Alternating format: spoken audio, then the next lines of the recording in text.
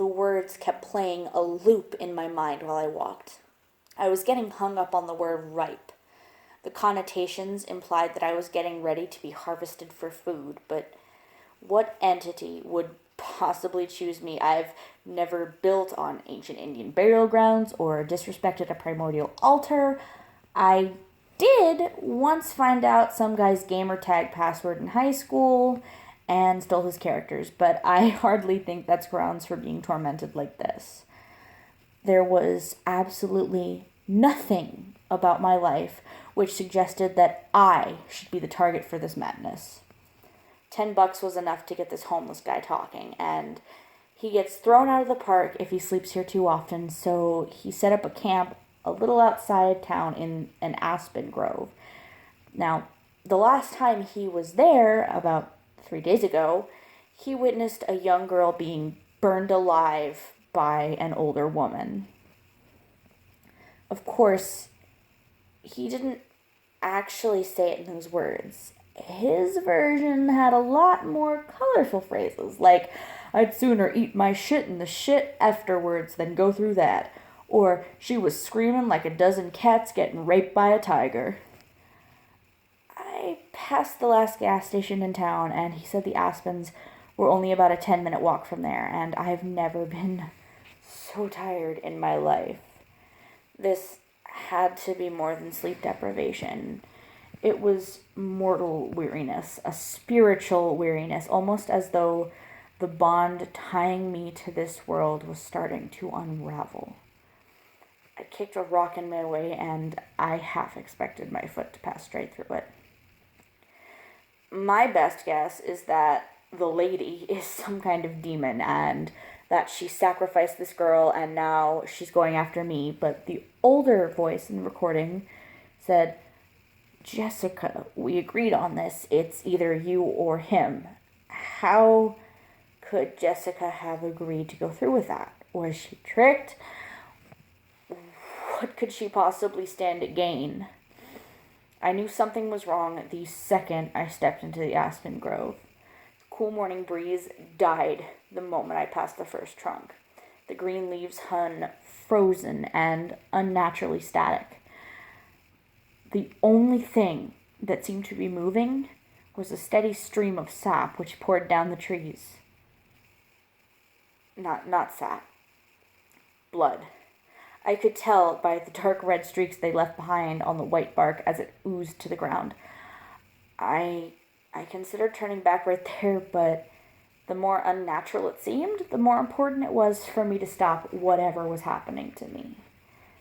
There was a clearing in the center of the grove where a circle of salt was laid upon the earth, and sitting in the center of that circle was a middle-aged woman who I can only presume was the lady. Her face was plain and warm, although heavy lines of grief pulled her eyes downward. She wore jeans and a simple floral sweater. It's not exactly how I would have imagined a witch or demon. Her eyes were closed, and her hands were folded calmly in her lap, as though she were waiting for someone. For who? For me? "You're the lady." The moment I said it, I realized the homeless guy probably just called her that because he didn't know her name. "You're the one who burned Jessica alive."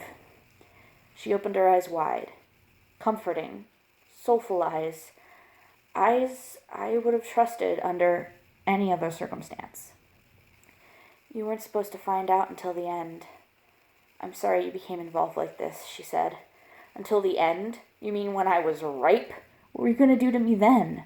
I wanted to hit her, to throw a stone, to yell, anything, but seeing her so calm, so ordinary, so sad, I could barely raise my voice. The little energy I had left was fueled with indignation and anger, and without that, it was all I could do just to keep standing.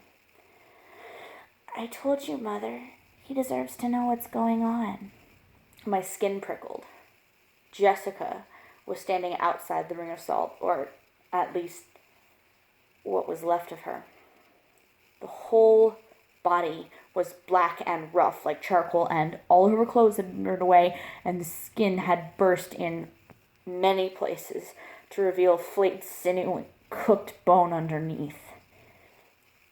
You burned your own daughter alive? I felt the rage building again, and I didn't fight it. I had to hold on to it.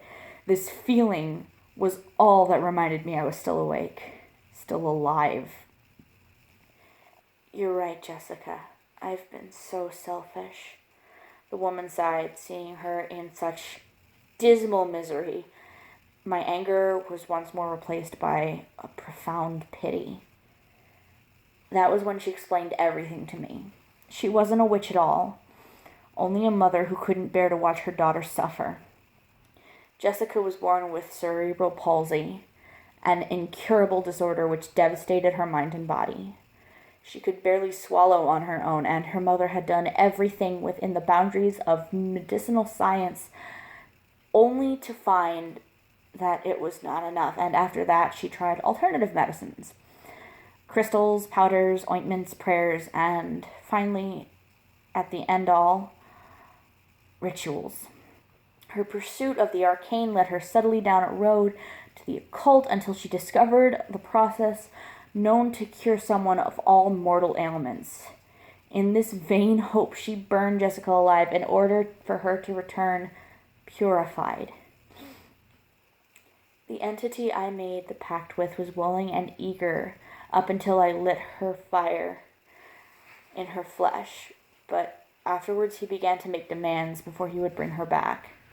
At the demon's request, for that is what she found herself bound to do, she planted 7 black seeds in the food where she had walked in the grocer. Only once the seeds had ripened within their victims would Jessica be allowed to return. By the end of her tale, the last of my strength had fled me, and I was sitting beside her in the salt circle, while Jessica watched from the outside. I'm sorry, she mumbled, no longer able to meet my gaze. I already burned her. I couldn't stop before I... What happens when we're ripe? I asked. My throat was choked and dry, and I couldn't help but glance back at Jessica's grotesque disfiguration. Was that what was in store for me too? The seeds are a portal to the other side, she said. Once they're fully grown, the demon will enter this world and possess me, I finished. I'm so sorry. He told me you would just go in peace. I never thought one of you was going to find out what was going on. How long do I have? I asked. I don't know. Not long. That's why Jessica and I have been watching the people with the seeds. We've been waiting for them to burst. Can you stop it? I knew that her answer would be before she even asked. But I had to hear it anyway. If it meant bringing her daughter back, would she have stopped, even if she could? No. All I did was plant the seeds in the food. How they work is as much a mystery to me as it is to you. We stared at each other for a moment, and I lifted my hands and felt their unnatural weight, and she flinched as though she was afraid I would strike her. Do you hate me? No. And it was true. I hated that this was happening. I was afraid. But I didn't hate her. I might have even done the same in her place. I can't hate you. I need you. I told you there's nothing I can do, she protested. You can stay with me here. Keep me company until it comes. You're a lucky girl, Jessica. Your mother loves you very much. I didn't even have enough energy to sit upright anymore. I slumped against the lady. It's easier for me to not know her name, and she wrapped her arms around me. I pulled out my phone and considered calling my family, but I didn't know how to make sense of my situation. Instead, I'm posting my final update, which they will find and come to understand. The lady held my hand as I rested against her. And together, we're waiting for oblivion to come.